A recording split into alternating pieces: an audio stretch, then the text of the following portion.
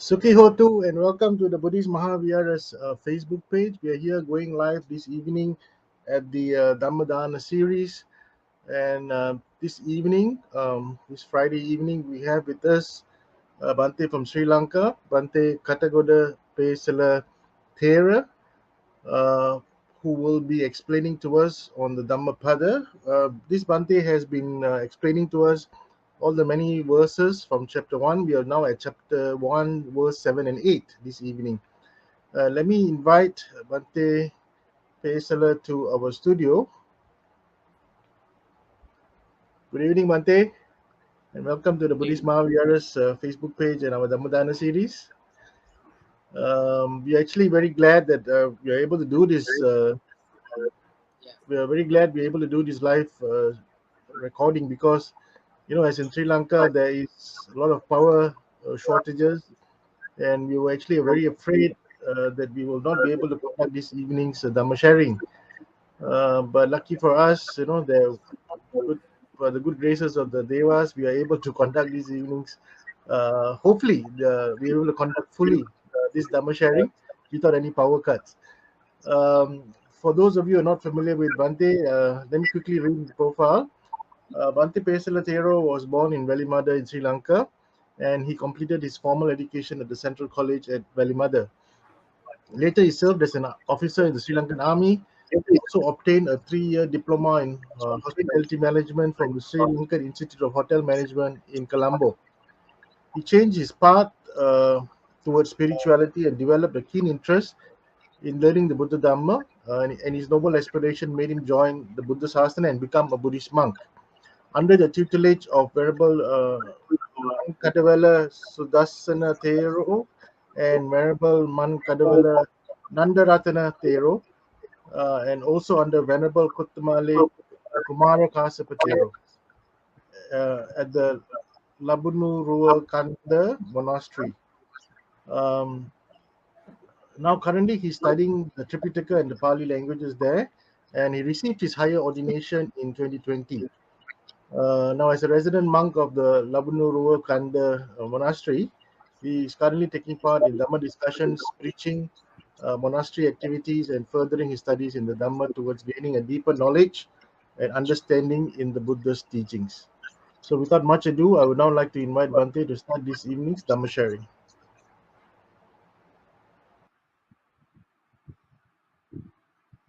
good evening, all Dhamma friends. I warmly welcome all of my Dhamma friends to today's Dhamma talk. And before we begin our talk, let's pay our homage to the Buddha. Namo tassa bhagavato arahato samma sambuddhassa. Namo tassa bhagavato arahato samma sambuddhassa. Namo tassa bhagavato arahato samma sambuddhassa. Buddham dhammam sangham namassami. Also, let's invite all the deities all the celestial beings who would like to hear the Dhamma. Samanta Chakravalesu Atra Gachantu Devata Saddhammang Munirajasya Sunanto Sakka Mukhadam Dhammasavana Kalo Ayam Bhadanta Dhammasavana Kalo Ayam Bhadanta Dhammasavana Kalo Ayam Bhadanta. I warmly welcome again all the Dhamma friends for today's Dhamma talk. And Dhamma friends, today we are going to have 7th and 8th verses of Dhammapada. So far, we have discussed 6 verses of Dhammapada. There we have learned lots of things, like uh, as all of the Buddhist people generally aware of these things, but you know, by having a awareness about these things will not do much unless if you are not practicing Dhamma according to Dhamma. If you are not practice Dhamma, then it won't give you the expected result. So it is very much required as Buddhist. The things that we learn, we have to put into the practice in daily basis. Otherwise, we won't get the expected results. So, Dhamma friends, so far as we discussed, we as Buddhist people, we must know the power of the mind. So I said, uh,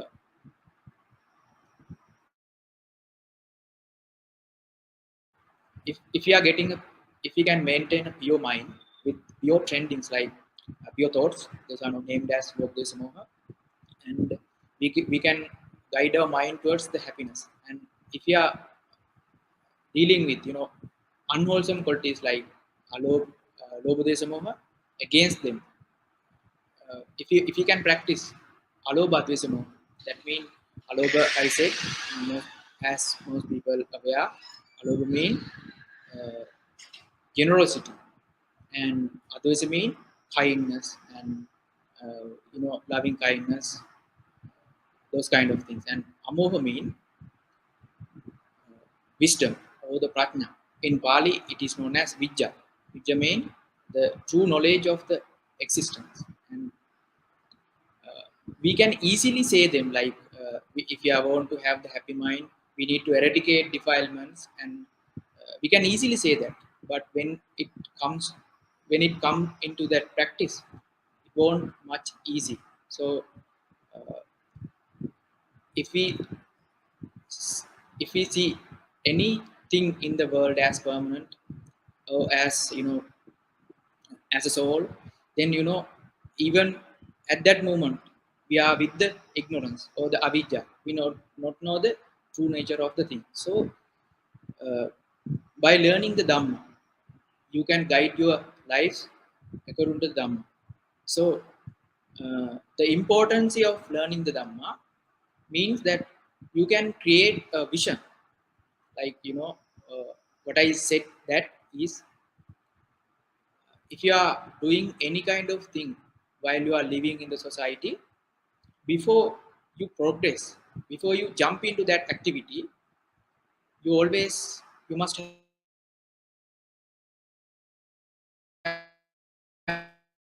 have a thing. You should know why I am doing this thing, and what are the infrastructure that I will utilize, and after that, in the process, what are the things I will get supported, and like what, like so, we must have the plan. So we must have the vision. So according to the vision, then we have to create a plan or the mission.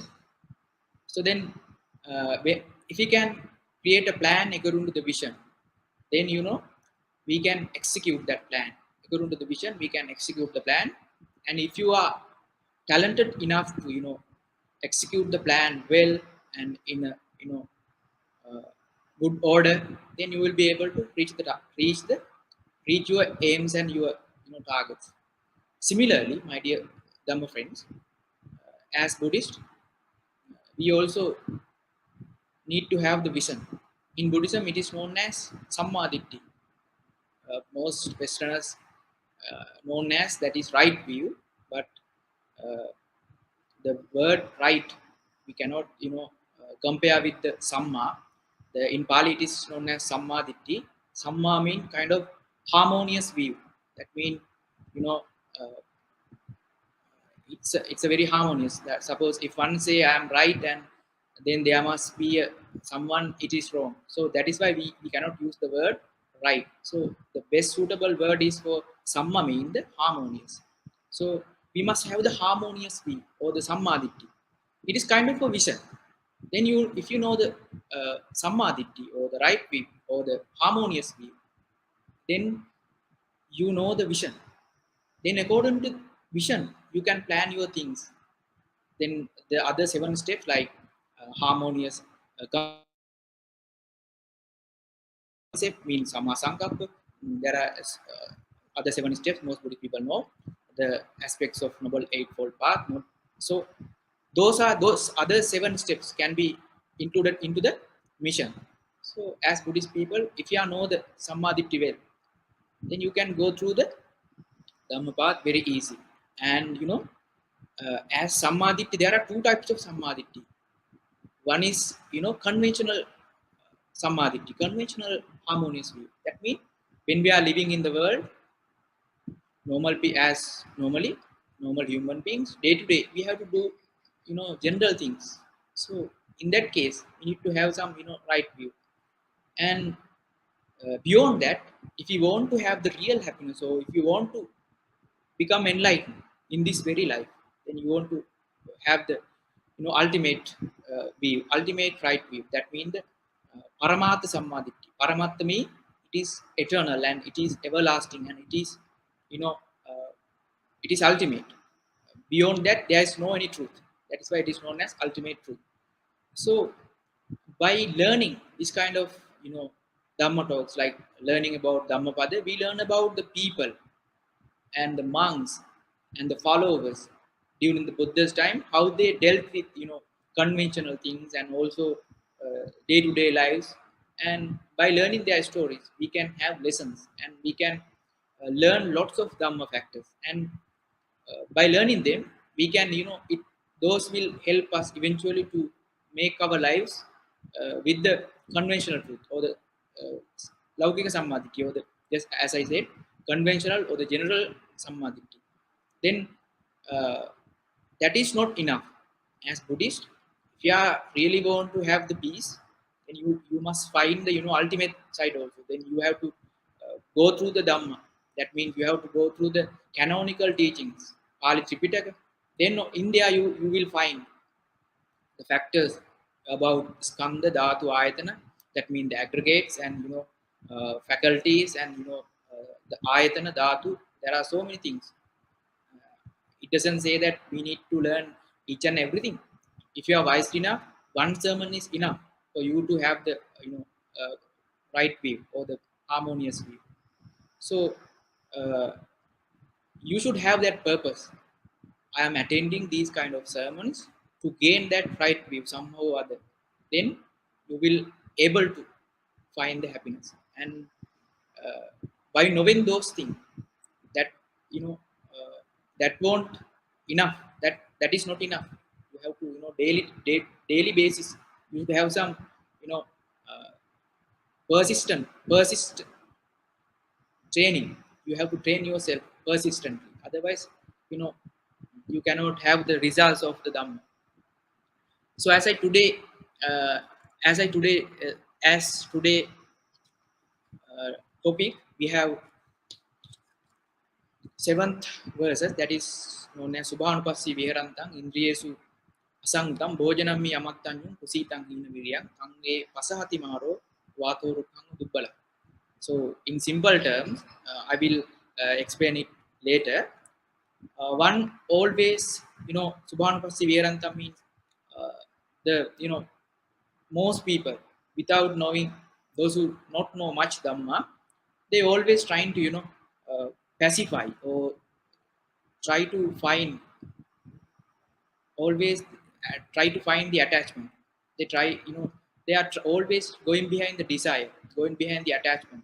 So ultimately, when their life meet with un- unattractive things, like all of us have to, all of us be subject to aging, and we subject to sicknesses, and ultimately we have to face the death, whether we like or not. We have to face those scenarios. So the one who is always living by with the attachment and with the attractive things, so he's he will suffer eventually in the lives. So he's living subhanupassi viharanta. Then indriyesu asangta. Indriyesu means like there are as a being, for a being in the this world, there are six sense faculties. So people who doesn't know much Dhamma, people who don't know Dhamma, they don't have control on the senses. They always going trying to please the senses always. So Bhojanami Amattan. That means they don't know the limitations while they are taking the food. And Kusitang Hina Virya. Kusitang means he is very lethargic, bodily and mentally spiritually he is very lethargic and very inactive. Inavirya mean that he doesn't have much energy or the determination or the willpower. So Tangme Pasahati Mara, that kind of a person easily overcome by the Mara. Here Mara means the defilements which arises in our mind. Similarly, Vata Rukhanga Dubbala. Similarly, if there's a weak tree and there's a huge wind blows, that can, that tree easily destroyed by the wind. So the person who's having these kind of ignoble qualities is similar, is same like the weak tree.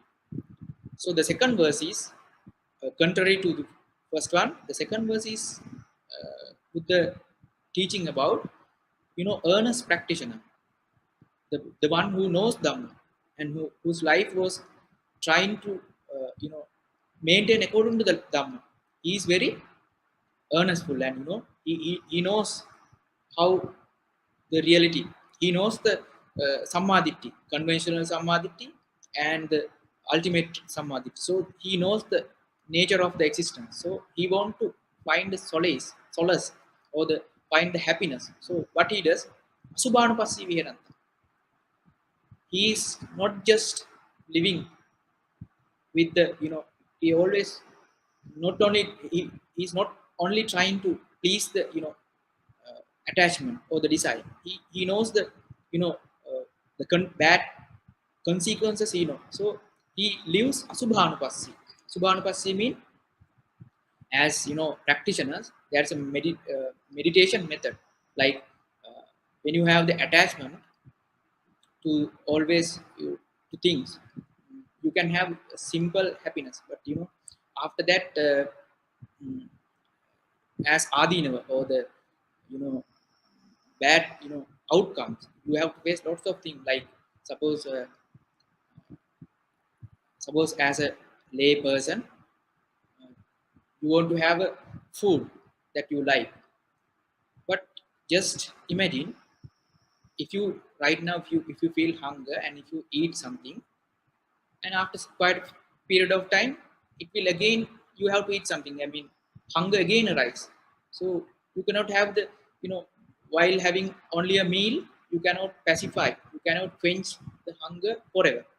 So time to time you have to eat. But those who knows Dhamma, if they can you know satisfy the mind, cleanse the mind, he need not to always find the happiness.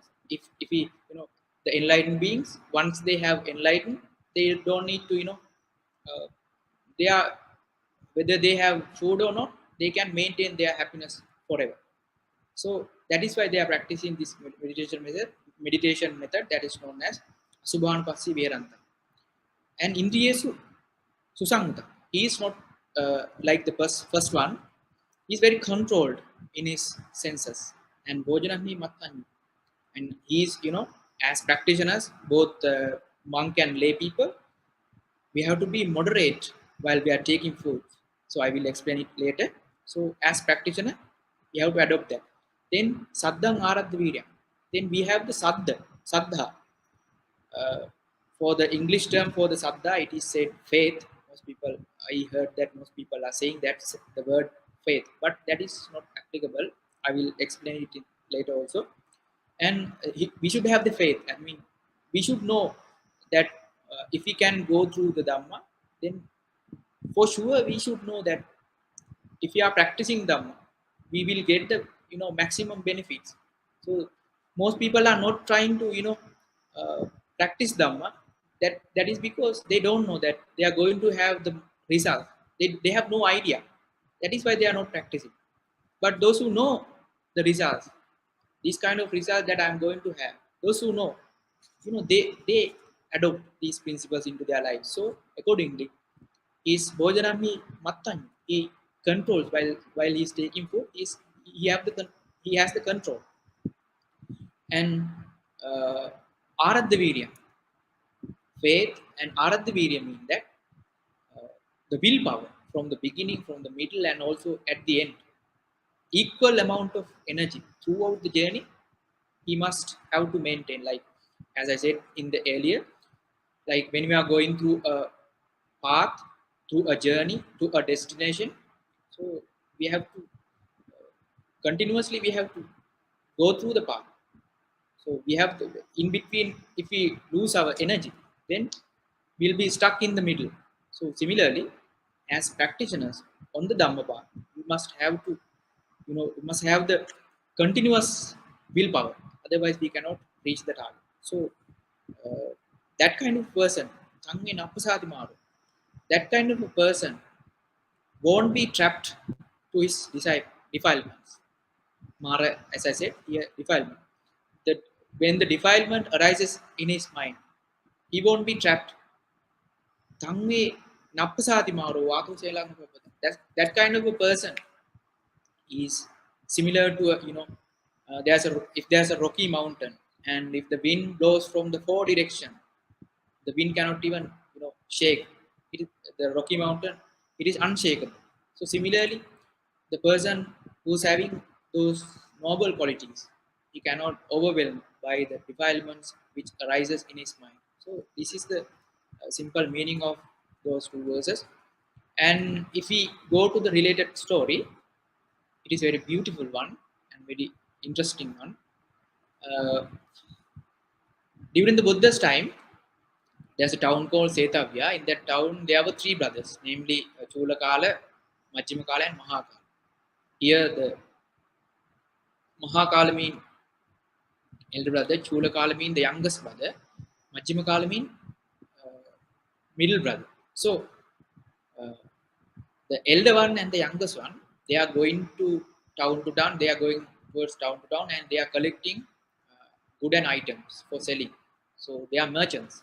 So once they collected some items, the Majjimakala, or the middle-aged brother, he used to sell them, and that is how they have maintained their lives. That is how they continue with their income. So one day, the eldest one, Mahakala, he was able to hear the Dhamma of the Buddha, and he entered the Buddha Sasana as a monk. So at that time, the youngest one, Chulakala, also entered the Buddha Sasana. The Once Mahakala entered Buddha Sasana, he entered just because of Dhamma. He heard the Dhamma from the Buddha, and he understood that the nature of the lives, and he wanted to have the freedom. So by having that purpose, he entered the Buddha Sasana, and he diligently he did the meditation, and he earnestly practiced the Dhamma. So uh, sooner he attained the enlightenment. But the youngest, he was just living as a monk, not practicing Dhamma. So his purpose was to, he entered the sasana because he needs to return back his elder brother Mahakala. That is why he entered the sasana. So after entering the sasana, the Mahakala Thera, before he became enlightened, he asked the Buddha, Venerable Sir, in this sasana or the dispensation, how many duties I have to perform as a monk? Then the Buddha explained that, uh, Mahakala, you have two duties. You can select one out of two. That is called Vipassana Dura and Danta Dura. Vipassana Dura means, if you are at the age of, if you are in your latter part in your life, I mean, if you are old age, then you can choose the Vipassana Dura. Vipassana means you can learn the most important thing, like, five aggregates and a four noble truth, noble eightfold path, and about sense faculties, and the arising of five aggregates, and you know disappearing of Udeva, I mean that appearing and disappearing. So by learning those things, he can get the subject of meditation, and he directly go to a secluded place, into a calm and quiet place, and he can do the meditation, and he can become enlightenment easily. The second one is not like that. He's called Grantadura. Grantadura means he's not like first bhikkhu. If you are, if he is at the age of in the, if you are young enough, then he can learn Dhamma. While learning Dhamma, he can preach the Dhamma like myself. If we are young enough, then we can learn Dhamma and we can preach Dhamma, and we can share the Dhamma with others. So that is also kind of a noble activity. So today, I myself and you all discuss these Dhamma because of such kind of people. Buddha already born before 200 and 2500 years back, but still the Dhamma is there for us to have the find the happiness. So that is because the dedication that has been doing by the monks, those who have practiced the Gantha Dura, that means the studying part. So uh, you know, after hearing about those two duties, Mahakala Thera decides, since he was at the age of, at the latter part of his life, then he decided to do the meditation part or the vipassana, and he earnestly meditated, and as I said, he enlightened. And once Mahakala become enlightened, Buddha decides to have a visit on the Mahakala's hometown. So with Mahakala and Chulakala and other bhikkhus, Buddha went for a visit on the town of Setavya, where the Mahakala and the brothers, their hometown. So Buddha reached there, and after a few days, their former family members came to know about their visit, and Mahakala had in his lay life he had 8 wives. Chulakala had 2 wives. So all of all of them getting together and invited the Buddha and Sangha for the arm ceremony.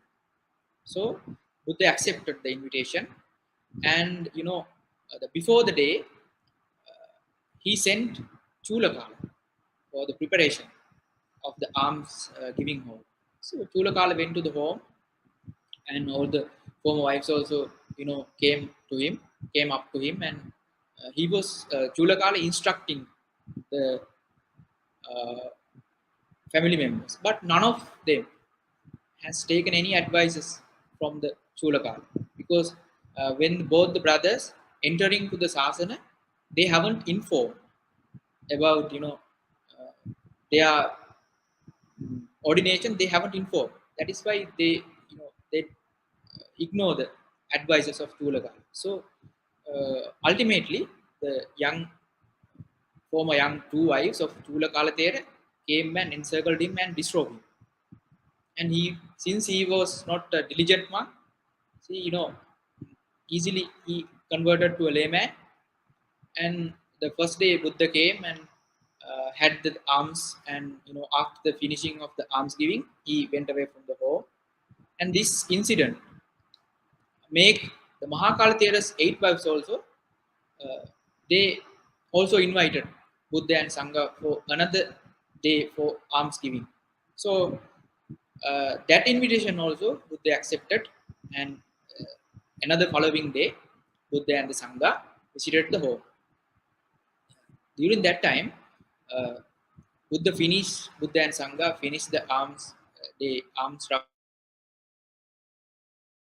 round duties, and they had the arms, and finally Buddha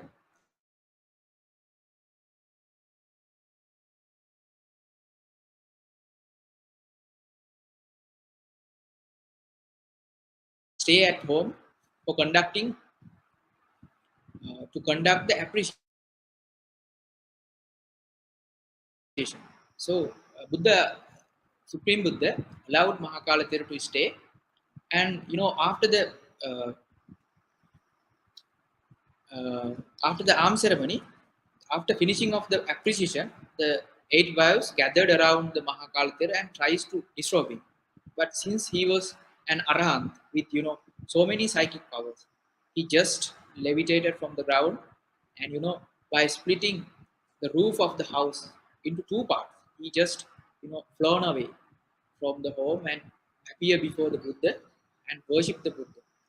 During that time, the monks who attended the arm ceremony, they were complaining, they were criticizing of the Buddha, because the previous day Buddha allowed Chulakalathera to go home and he lost his monkhood. And the second day also Buddha asked Mahakalathera to stay alone in the home. So because of that, those monks were criticizing the Buddha. At that time, with regard to Chulakalathera, Buddha uttered the first verse, as I said, Subhanapassi Viharantang, Indiyesu Asangutam, Bojanam Yamatanyum, Kusitang Hina Virya, Tange Pasahati Maro, Vato Rukang Dubbala. So, as explained, those who not know much Dhamma, they are not energetic and they don't have control while taking while using their senses and while living their lives they don't have much control, and while taking the food they don't have much control. So, and even from the bodily physical activities they don't have much control, mental activities they don't have much control, so easily they will be caught on the trap of the mara or the defile. So that is that is good, that verse Buddha uttered for the Chula Kalate. And the second one Buddha uttered for the Mahakalatera, because Mahakalatera's own voice tried to disturb him, but he cannot uh, be disturbed by anyone, even the Mara, even any kind of external internal influences. The mind of the enlightened one, it cannot shake. So that is why if you want to become such kind of person, and if he the one who is who is having the real peace, they are the enlightened one. As I said, they have totally eradicated the Lobodesa Moha, and they have practiced the maximum level of Alobha Advesa Moha. So that is why they reach the maximum happiness. So their mind cannot be disturbed by the defilements internally or externally. So they are at eternal peace. So if you want to have that happiness, so we have to practice Asubhanupansi Viharanti. Like we always trying to face the try to fulfill our desires, but we cannot fulfill all the desires that we like, because whether we like or not, we have to face unavoidable circumstances, like myself and every human being subject to aging, sickness, and death. Maybe I am from Buddhist background, you all are may Sri Lanka, you may from another country, but every one of us, we cannot deviate those scenarios, those circumstances like aging, sickness, and the death. So whether we like or not, we have to face. Sometimes you may have educated much, sometimes you may not educated much, sometimes you have a lot of money, you have a lot of material things, but doesn't matter. None of us avoid those things. So whether we like or not, we have to be subject for those unavoidable circumstances. So uh, so we have to once we live always with the desire, once we try always to satisfy our lustful thoughts, and when we meet this kind of realities, then at that time we will be you know very difficult situation, we cannot bear those things. So that is why we have to practice like Asubhanupassana, that as I said, we should be aware of the, as I said, if I give you a simile, that if you see a beautiful flower, beautiful rose flower, you can see the rose, beautiful of the rose flower. But if you try to touch, and if you are unaware of the thorns which is inside the that flower, with the flower, then when you are trying to catch it, then you won't be you will be wounded because of that thorns.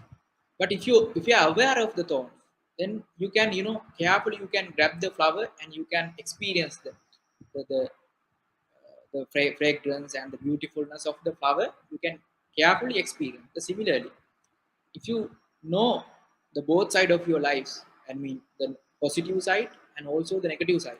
If you are aware of those things, when you have the difficult time in your lives, you can face them, with a uh, unstable mind. And if you feel, pleasant things, that time also you won't be, get much pride. So without, that is how we can become like, there are eight vicissitudes or the eight worldly conditions, so we can face them.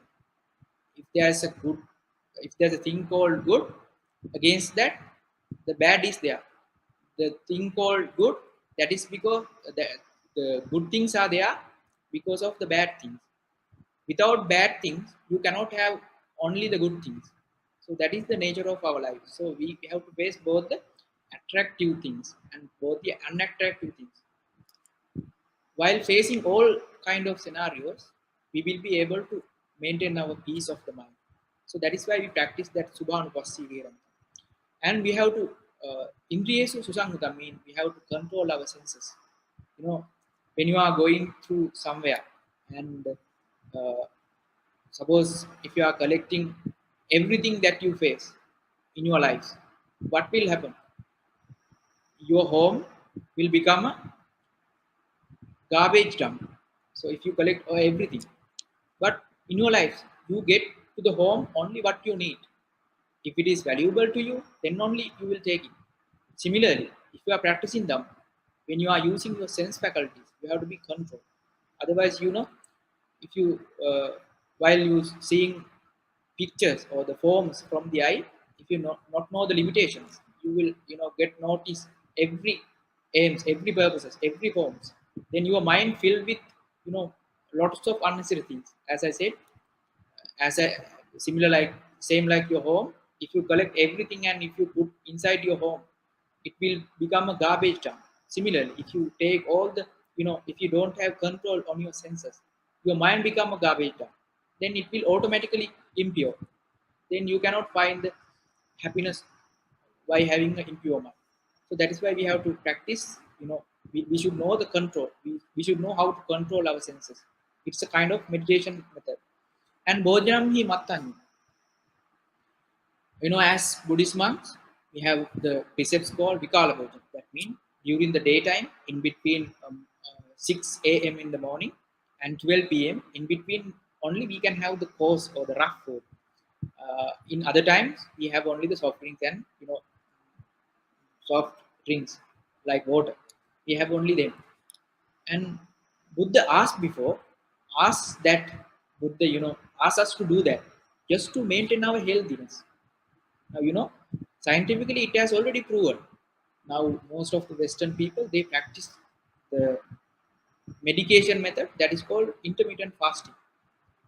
So they do the same thing. They have the rough food during the 4 hours time, and it depends the person. It varies from the person to person. So they took the rough meal within a period of time, and the rest of the time they are not taking much rough food. They only have the soft drinks and water. So the modern day scientists already proven that it is that practice will help you to have the healthy body. So that is why Buddha asked this Bhojanam Himattam. We have to be controlled while we are taking food. We should know the limitations as Buddhist monks and practitioners. You don't to practice these principle. You don't need to become a monk. As a layperson, also you can apply these things. If you apply these principle, like if you can practice this, you know uh, moderation while you are eating, if you can practice, then after some period of time, you may feel the lightness of your body. I'm experiencing that as a monk. So saddhang aradhvirya. So he should have the saddha. Saddha, as I earlier explained, saddha means not just the faith. The faith means that it's mixed with kind of fear. Like some other teachings I have heard that everything created by the God, Almighty God, and if you are not live according to the words of the Almighty, then in next lives we have to suffer. So, as Buddhist people, We believe that we came into existence just because of past karma. So we have to believe that, because we don't have experience, we cannot experience past, we cannot experience the future, whether it may happen, whether it may happen, sometime it might not be happen. So, but the Buddha's teaching, as I say, the universal truth, all the human beings, all the other beings also, facing from the day they born to this world, they begin to aging, they begin to get aging, and they are facing sicknesses, and ultimately all of us have to face the death, whether you are from Buddhist background, whether you are from non-Buddhist background. These things is not a lie. For that, you need not to believe that, you can experience that, we can experience that. Then if you truly contemplate these scenarios, then you automatically you we have to have that solution. So the Buddha, with the Dhamma, Buddha already shown the solution, that is known as the Dhamma. So if you go through the Dhamma, then when you aware of the Dhamma, if you heard the suttas, discourses, and if you can read suttas, and if you can hear the Dhamma according to the suttas, because what I say, why I say like that, I am hearing so many sermons from the Westerners, but they mainly focuses about the mindfulness and jhanas or the samadhi, but they are not focusing about the right way. The mindfulness and the jhana is the last two parts of the Noble Eightfold Path. Before you practice bhavana, before you practice anything in the path of the Dhamma, you should know, at the beginning you should have the vision, as I said. So when you have the vision, when you know that when you have the vision, then you can plan your mission, as I said. At the time you have the saddha. Saddha means you are not just believing, you are experiencing. So that is how the saddha works. And aradha virya, and you have to have the methodical practice.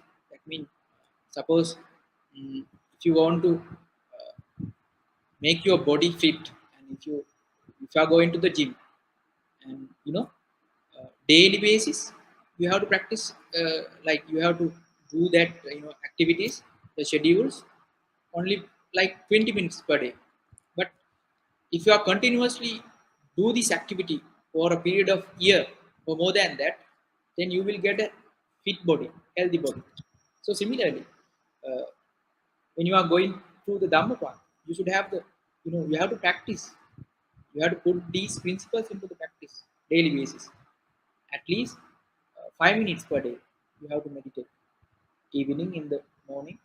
Then ultimately, as the body gets fit after 1 year, similarly after some period of time, you can have the very stable mind with less amount of defilements. You can have a, stable mind. So in that way, you can have the happiness. So that kind of a person, and once they enlighten, if you after practicing, and if you can go reach the destination as Buddhist, then that time you will be enlightened, and enlightened mind cannot shaken by any external or internal disturbance. So that is the purpose we should keep as Buddhist people. So I think with that, we are getting to the end of this Dhamma sermon. If you have any doubts, you can ask right now.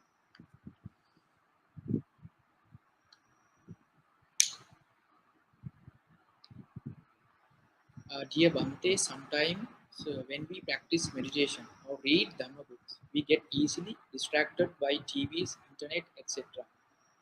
If the information create unrest, I will lose the desire to continue. Can Bhante kindly give me some tips to overcome my problems? Thank you.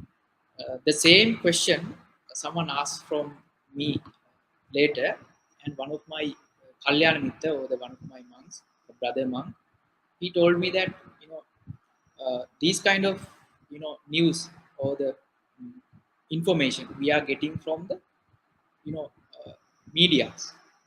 And nowadays we are hearing about the war. Then he asked me, want to see whether there is a war or not.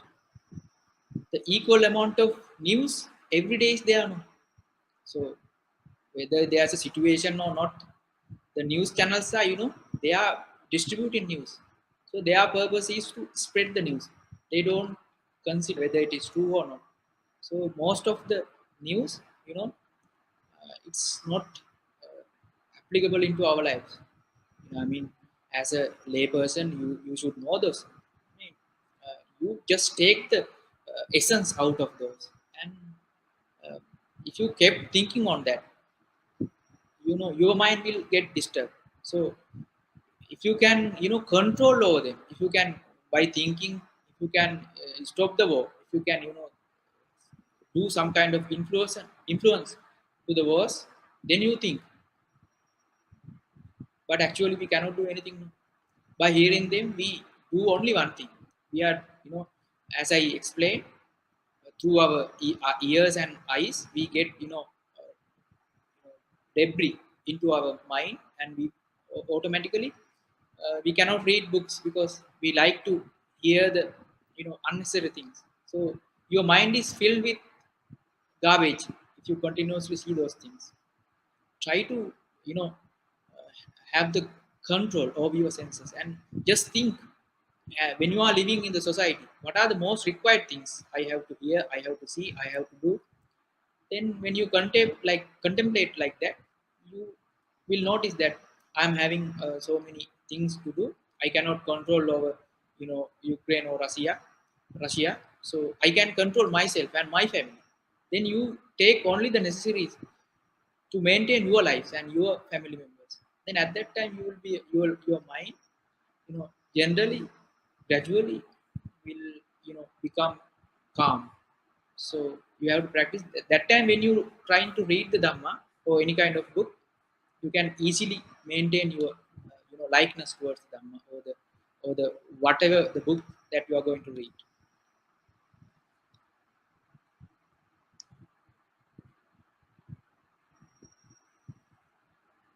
Dear Bhante, what is meant by unshaken Shraddha in Buddha, Dhamma, and the Sangha? As I understand, Buddhists do not have beliefs or faiths. I explained already. That is why the suppose Shraddha is not a faith, as I said. Buddha appeared to the world. If we just consider the character of the Supreme Buddha, just imagine that as a king, he had luxurious life. He had everything he wanted, and he had a beautiful wife. He had a beautiful son. He left behind everything. But as normal human beings, we don't have any of them. But still, we are desiring towards them. We are trying to grab them. We are trying to reach that kind of thing. Suppose if someone going to give you the kingdom, the status of kingship, then you will know, you won't have any hesitation. Then and there you will take it. But Buddha uh, left by leaving behind everything. He just emancipated or the renunciated everything. So why he did so? Just to find the Dhamma. So when you know about the Buddha, then the saddha or the faith, saddha will begin to in your mind. Then why the Buddha left behind everything to find the Dhamma? Then what is the Dhamma?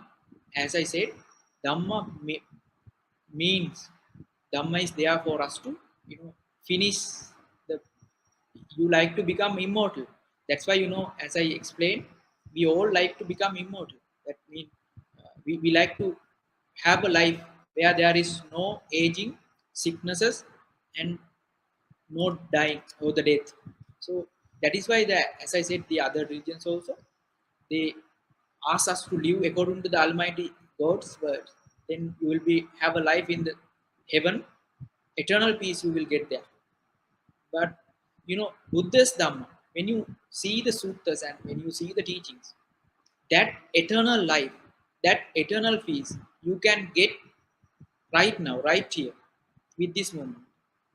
So if you see the results right now, right here, then you are not believing them. As I said, the things that Buddha left behind, that is because to find a solution for the aging and dying and sickening, aging, sickening sicknesses and the death. So if you can go through the Dhamma, you can find that the solution is already there. The one is that three marks of existence. First is called as impermanence. Impermanence means uh, the nothing can be taken as a thing. Like everything is every component is at the constant change, in a process of changing. Suppose so so that factor you don't need to believe. If you take a atom, inside the atom inside the atom there are so many electrons, protons, and so many. Even the modern days, you know physics is improved, and they have found even more than the electron, proton. There are so many sub elements also there. They are at a constant change. So we made out of as humans, we made out of lots of atoms. So whether we don't know or not, we may aware or not, we are at a constant change. So if we see that, if you carefully consider the Dhamma, then you don't need to believe. You can experience that impermanence. So at that time, you don't need to believe. The Sangha also same. The Sangha means the followers as earnest followers, not just monks. By wearing a robe, you cannot become a monk. There are so many monks like that. But if you really want to guide your life towards the Nibbana. So the Sangha, those people, those monks, they have to do that. They have to understand about the Buddha. They have to understand the Dhamma. Then accordingly, they have to guide their lives up to the Nibbana. That is their main purpose. So when you know the Buddha, Dhamma, and the Sangha, you don't need to believe. So you are experiencing. You know what the Buddha, why the Buddha appeared to this world. Why the Dhamma is, what is the Dhamma? What is the purpose of learning Dhamma? So what the Sangha or the disciples doing? Then you have the faith or the Saddha towards the Buddha, Dhamma, Sangha. Then at that time you won't believe. You experience things. Then automatically your life will be that means that, as I explained in the beginning, that is the vision that you should have. When you have the vision, according to the vision, you can plan your mission. Then only you can execute. And if you are earnestfully and urgent diligently, if you practice Dhamma according to the vision and mission, then you will be able to have the uh, final destination, or final results.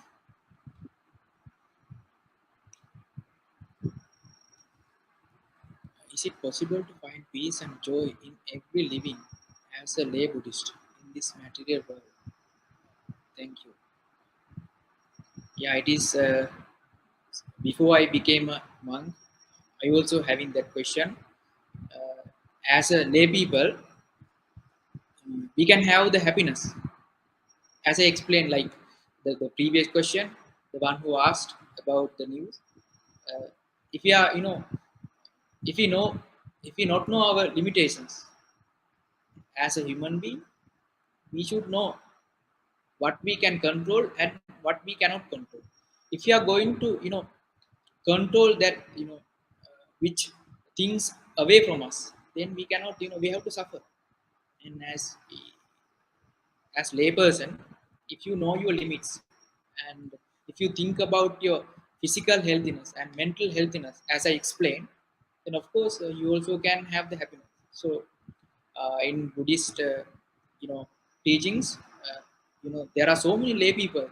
They came to the Buddha and asked the questions from the Buddha, and they practiced Dhamma, and they were living happily. Both the monks and uh, both the lay people. Some lay people, they were living very happily. In modern context, as I said, if you keep the limitations of you know, when you are living, when you are when you aware of your limitations, and as I said, you when you have the control on your senses, and when you take only the necessaries into your body as well as into your mind, then of course you can have the happiness.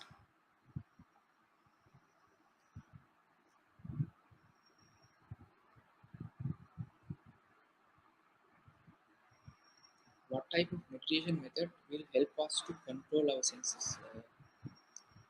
There are so many meditation methods. Basically, samatha and vipassana. It's a long title to be discussed. But as Buddhists, there are 40 types of samatha meditation methods. Um, as lay people, you can practice, through Brahma Viharas easily, the method, loving kindness. So you can practice that. It is an easy thing, and it depends on the disposition of your mind.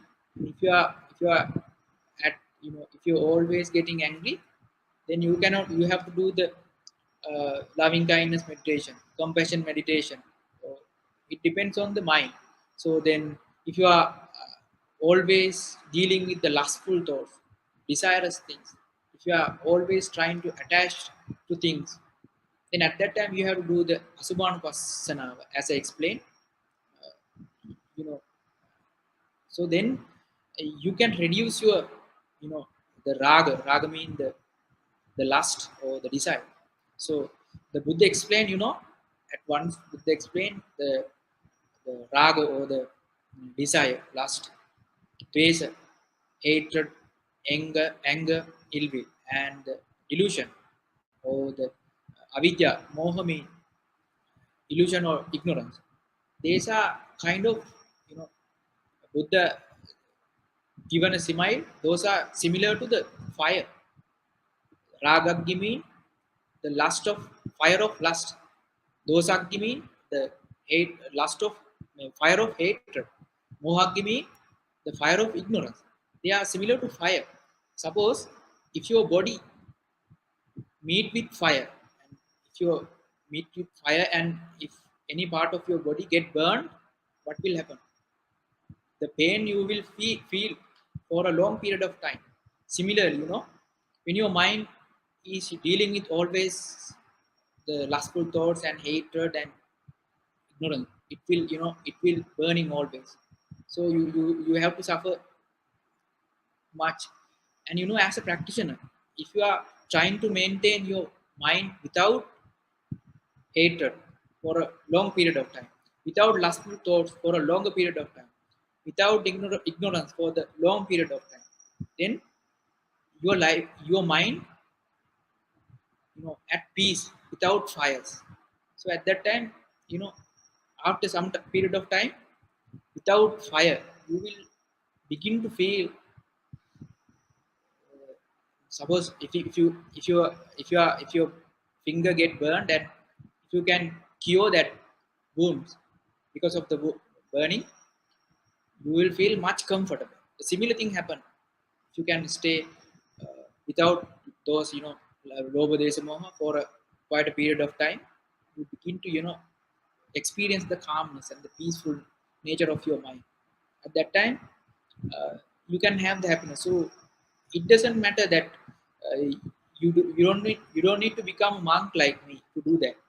And if you have the interest, and if you have the willingness, and if you know the terrible nature of this samsara, you automatically begins to practice. So my advice is that if you are not have the interest, find more dhamma and get to know about the nature of the samsara, and the get to know the results, how peaceful of the mind without lobha desamo. So just think about the Buddha. After having left behind everything, the kingship, why he left everything behind. He had everything. He had a most the luxurious life, but he left behind everything. Why? Because he had found better than he had found the status better than those materialistic conditions. So it is even for today is applicable. We don't have much ink like the Siddhartha, Prince Siddhartha, but we can leave behind lots of things. And if we can practice the Dhamma, we can have the happiness in this very life.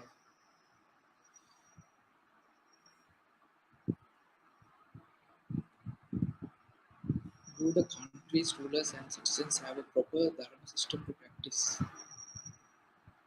Mm, it is, if you take my country for example, you see now what is happening from the from the rulers up to the lowest level of people. They don't have much discipline, as I said. They don't know the discipline that they are not living according to dharma. They don't even know about the dharma. So of course, now in our country they are doing protests and things. They are trying to stop the government, but lots of people, while they are walking on the road, and if they with the simple toffee cover, they put that into the normal environment. They don't know even do the duties of themselves, but they are trying to change the rulers. So we cannot if I can change myself, then I can change the world. So we cannot, as human, if we are not, we cannot change the behavior of the rulers, but if we can change, I myself can change. Be a example from myself. Then if I live as an example to others, then that is the best thing that I can do.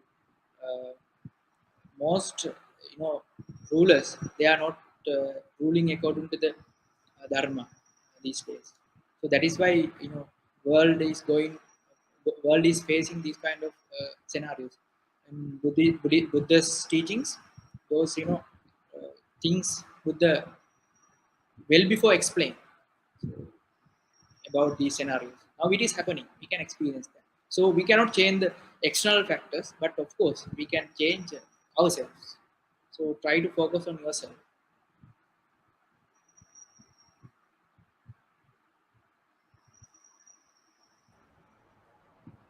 Thank you, Bhante. I think that's all the questions we have this evening from the audience. And thank you for answering the questions quite eloquently. I think you have managed to hit the nail on the head in most of the answers that you've given to those questions. So before we end this evening's Dhamma sharing, I'd like to invite you to conduct the Anumodana, Bhante.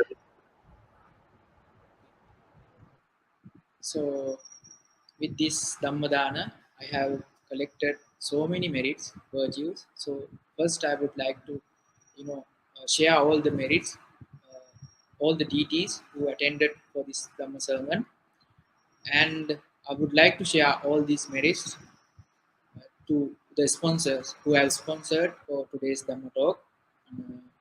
Uh, and also, I would like to share all these merits. Behind the screen, there are so many people, had lots of dedication to make this, effort successful. So all of them may share these merits, and uh, the people who attended this Dhamma talk, all of you may share with these merits, and may all of them be able to attain the supreme bliss of Nibbana. And also, I would like to share all the merits to my teachers, especially Venerable Man Kadavala Sudarsana Thera and Venerable Man Kadavala Nandaratana Thera, and my teacher Venerable Potmali Kumar Thera. Uh, may my teachers share these merits, and may they find the peace that they are searching for. And if there's any person suffering in this world with this, with any kind of difficulties, may these merits be a cause for them to have relief, have a release. And uh, these days in my country and in the world, people also, they are suffering a lot, and may all the merits of this Dhammadana be a cause for them to have the comfortable life, and may all these beings be share with these merits, and may all the beings be able to live happily, live peacefully, and finally, may all of them be able to attain the supreme bliss of Nibbana.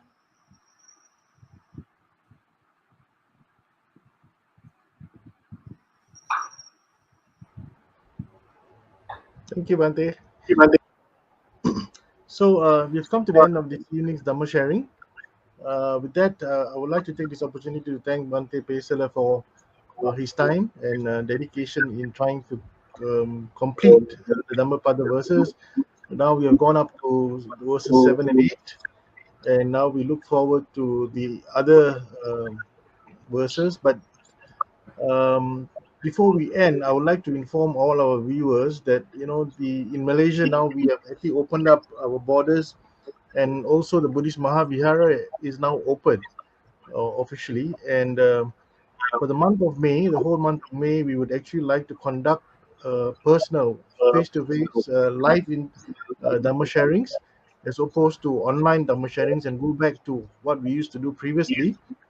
And we have a few monks who will be staying at the Buddhist Mahavihara during the month of May, and we will be actually conducting live Dhamma sessions from the Buddhist Mahavihara. uh, we will probably discontinue online for a little while to see how the response is, whether people come back to Buddhist Mahavihara to listen to the Dhamma sharings that we will conduct every Friday and Sunday. That's the plan. And then we will probably record those Dhamma sharings, and we will then probably post it on our YouTube channel. So I would like to invite all our listeners who have been following us diligently over the last 2 years to spread the word that Buddhist Mahavihara is now open, and you can join us at the Buddhist Mahavihara to listen to the Dhamma speakers and meet them live in person, which we were not able to do these past 2.5 years. And so you are kindly invited to come to the Buddhist Mahavihara on those days where we organize the Dhamma sharings, which will be posted on our Facebook page. So with that, thank you once again, Bhante Pesala, for joining us this evening, and also to all the sponsors who have been sponsoring our Dhamma sharings throughout the last 2.5 years. And also on behalf of the Committee of Management and the monks of the Buddhist Mahavihara, let me take this opportunity to wish each and every one of you a pleasant evening, and stay healthy and stay safe. And looking forward to seeing you at the Buddhist Mahavihara. Sadhu.